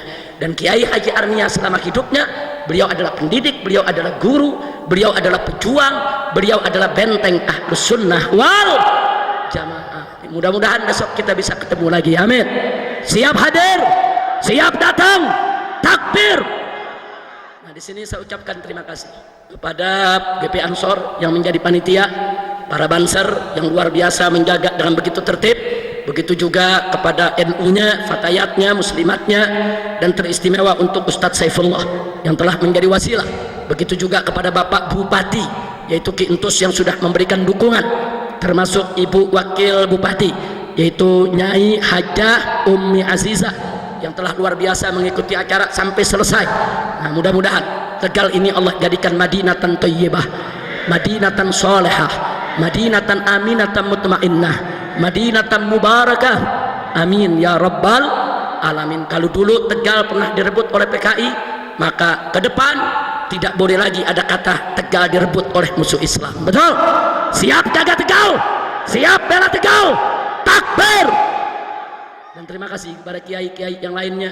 Terima kasih kepada anggota dewannya juga hadir di sini. Jazakumullahu khairal jaza. Dan terima kasih kepada para habaib. Di sini saya lihat tadi ada Habib Agil Al-Attas, ada Habib Hamid Al-Attas, dan habaib yang lain yang tidak saya sebutkan satu persatu, tapi mereka adalah kerabat saya, mereka adalah keluarga saya. Mudah-mudahan para habaib dan kiai di Tegal akan selalu bersatu. Amin. Amin ya Rabbal Alamin. Jangan mau diadu domba dengan siapapun. Mudah-mudahan Allah memberikan kemenangan kepada kita. Nah, itu saja yang bisa saya sampaikan. Dan akhirnya saya ingin umumkan, insya Allah tanggal 23 Desember malam 24 Desember Front Pembela Islam akan menggelar, yaitu Maulid Akbar Nabi Muhammad SAW, yaitu di Jalan Raya Petamburan, markas Front Pembela Islam. Saudara, sekaligus untuk menyatakan sikap secara nasional bahwa kami, saudara, akan menolak bentuk minta maaf dalam bentuk apapun yang disampaikan oleh negara kepada PKI. Jadi menolak PKI bagi kami adalah harga mati. Nah, Anda yang kebetulan tinggal di Jakarta atau saat itu ada di Jakarta, atau yang punya kesempatan untuk ke Jakarta, silakan untuk hadir dalam acara kami nanti, yaitu jatuhnya Rabu malam Kamis, dari mulai ba'da Isya sampai selesai, akan dihadiri oleh para habaib, para ulama dari luar maupun dalam negeri, dari Sabang hingga Merauke. Mudah-mudahan diberkahi oleh Allah Subhanahu wa taala. Nah, itu saja yang bisa saya sampaikan. Jangan ada yang bergerak sebelum ditutup dengan doa oleh salah seorang tokoh kita yang ada di sini. Kita aminkan dengan khusyuk, kita aminkan dengan saduh, kita aminkan dengan muqinun bil ijabah, dengan yakin yang doa kita diterima oleh Allah Subhanahu wa taala. Nah, sekian dari saya. Terima kasih atas segala perhatiannya. Mohon maaf atas segala kesalahan, kekhilafan, dan kekurangannya. Hadani Allah wa iyyakum ila siratihil mustaqim. Wallahul muwaffiq ila aqwamit thariq. Wassalamualaikum warahmatullahi wabarakatuh.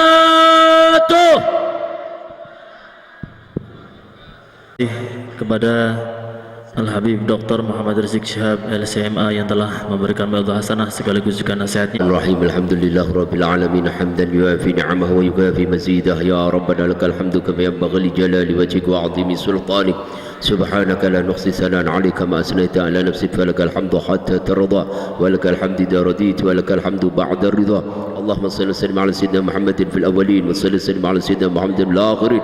Salli wa sallim 'ala sayyidina Muhammadin fi kulli waqtin wa hin. Salli wa sallim 'ala sayyidina Muhammadin في الملأ الأعلى إلى يوم الدين.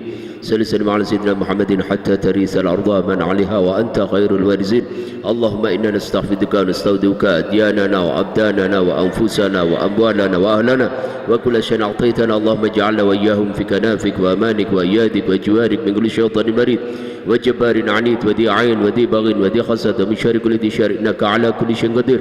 اللهم خذنا بالتقوى والاستقامة وأعذنا من موجبات الندامة في الحال والمال والمآل، إنك سميع الدعاء. وصل اللهم بجلالك وجمالك على سيدنا محمد وعلى آله وصحبه وبارك وسلم أجمعين، ورزقنا كمال المتابعة له ظاهرا يا أرحم الراحمين، بفضل سبحان ربك رب العزة عما يصفون، والسلام على المرسلين، والحمد لله رب العالمين. بسر الفاتحة. kurang lebihnya mohon maaf. Subhanakallahumma wa bihamdika asyhadu an la ilaha illa anta astaghfiruka wa atubu ilaik. Assalamualaikum warahmatullahi wabarakatuh. Allahumma shalli ala sayyidina Muhammad.